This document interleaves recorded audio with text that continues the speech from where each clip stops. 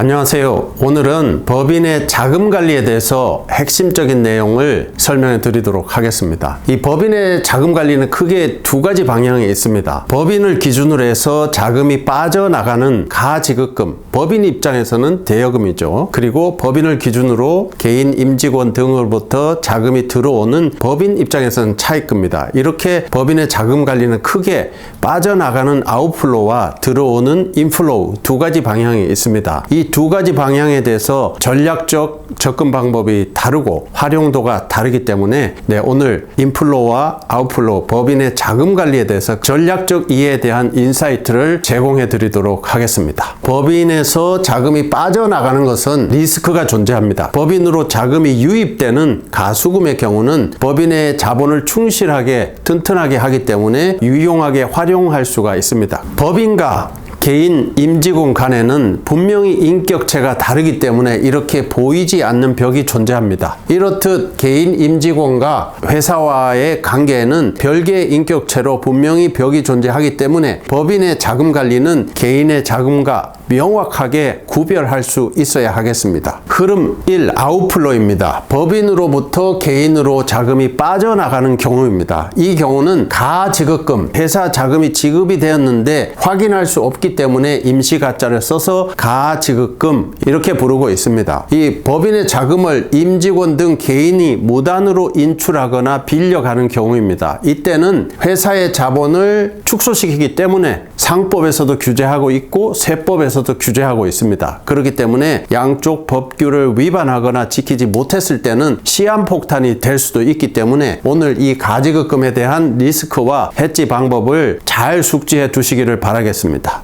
이 업무무관 가지급금, 회사의 자금의 유출, 아웃플로우에 대한 첫 번째 경고입니다. 기본적으로 회사의 자본이 빠져나가는 경우는 기업의 신용등급이 하락할 수가 있고 불명확한 블랙 계정이 있는 경우는 기업 재무구조의 건강도를 떨어뜨릴 수가 있는 것입니다. 가지급금의 규모에 따라서는 대인저 등급과 지나치게 많은 가지급금이 누적되는 경우는 정말 위험한 시기로 넘어갈 수가 있겠습니다. 위험 단계에서 가지급금을 통제하지 못하게 되면 크리티컬이라는 굉장히 심각한 단계로 넘어갈 수 있기 때문에 가지급금 하나 때문에 회사의 성장에 치명적인 약점이 될 수도 있는 것입니다. 두 번째 경고입니다. 이렇게 회사의 자금을 특정 개인이나 임직원이 빌려가는 경우는 회사의 자본을 약화시키기 때문에 최소한의 문턱을 마련해 놓고 있는데 그것이 바로 세법에서 정하는 적정이자 4.6%입니다. 회사 입장에서는 비록 임직원이라 강제이자 4.6%를 받지 않았더라도 4.6%는 받은 것으로 간주해서 세법상 인정이자 수익이 발생한 것으로 간주해서 법인세를 부과하고 있습니다. 이 4.6%에 대한 세금은 추가적인 법인세 리스크가 존재할 수 있는 이유입니다. 4.6%를 받게 되면 금전 소비 대차, 즉 차용거래로 인정받을 수가 있습니다. 그렇게 되면 원금에 대한 4.6% 이자 소득에 대한 세금 부담으로 끝낼 수가 있습니다. 만약 이 4.6% 이자를 지키지 않는 경우는 어떻게 될까요? 차용거래 자체로 인정되지 못할 수가 있습니다. 이렇게 되면 차용거래가 아니기 때문에 임원 입장에서는 특별상여로 소득세가 부과될 수가 있습니다. 물론 이 경우는 이 자금의 유출이 업무와 관련된 경우입니다. 법인에서는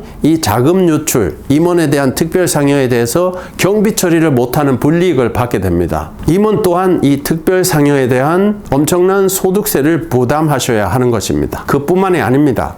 만약 이 자금의 유출이 이 법에서 정하는 4.6% 이자를 받지 않고 나가게 되는 경우는 최악의 경우 업무 무관 유출로 봐서 해당 임원의 기타의 소득으로 강제될 수가 있습니다. 이렇게 되면 정말 최악입니다. 법인 입장에서는 원금의 유출에 대해서 경비 처리가 불가능하고 그 다음 특정 개인에게는 기타의 소득으로 간주가 되면서 기타의 소득에 대해서 개인 임직원이 특별상여처럼 인정경비를 한 푼도 받지 못하고 그 원금 자체가 소득금액 이익이 되어서 개인 임직원에게는 엄청난 개인 종합소득세 폭탄이 터지게 될 수도 있는 것입니다. 이 법인의 자금을 운용할 때는 반드시 법적인 절차를 지키고 최소한의 이자, 세법이 강제하고 있는 이자 이 4.6%를 반드시 지켜야 되는 이유입니다. 세 번째 경고는 법인의 자금이 유출되는 경우는 법인이 정상적으로 차입한 은행 차입금,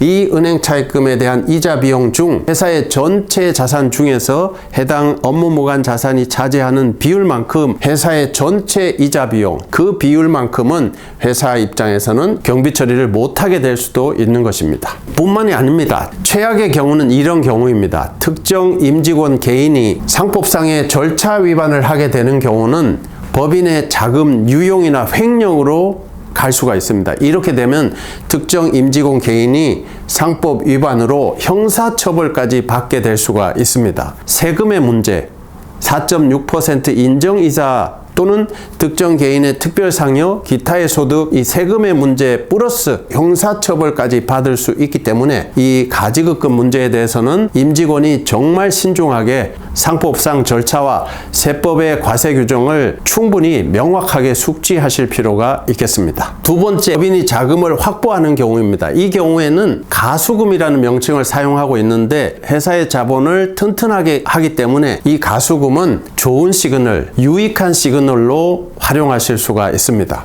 특별히 세법상 페널티가 존재하지 않습니다. 민법상도 이 자금의 대차는 사적 자치에 맡겨놓고 있기 때문에 이자 지불 규정 또한 비교적 자유로울 수가 있습니다. 가수금은 유용하게 활용할 수 있는 전략적 시그널이 될 수가 있습니다. 회사로의 자금의 유입으로 회사의 유동성이 좋아지고 자본이 튼튼해지기 때문에 업무무관 가지급금인 블랙 계정인 가지급금과는 달리 가수금은 비교적 자유롭게 부담 없이 활용하실 수 있는 좋은 시그널이 될 수가 있는 것입니다. 앞서 말씀드린 이 가수금이라는 유동성 활용 시그널은 블랙 계정인 업무무관 가지급금을 상쇄시킬 수 있는 대체수단으로 활용하실 수도 있습니다. 다만 이 가수금을 동일 임직원 계정으로의 입출금이 확인될 수 있어야 가지급금을 상쇄시키는 대체수단으로 활용하실 수가 있겠습니다. 이렇게 회사로의 자금 유입인 가수금은 일정한 한도를 정해놓고 있습니다. 무작위로 수십억의 큰 돈을 활용하실 수는 없고 주주 1인당 활용할 수 있는 문턱을 규제하고 있습니다. 4.6% 이자를 적용했을 때 그 이자 수익이 주주 1인당 1억 원이 넘지 않아야 됩니다. 그렇기 때문에 최대 이자 수익 1억 원을 역산을 해보시면은 1억 원의 나누기 4.6%를 하시면 됩니다. 1억 원을 4.6%로 나누기 하시면은 주주 1인당 활용할 수 있는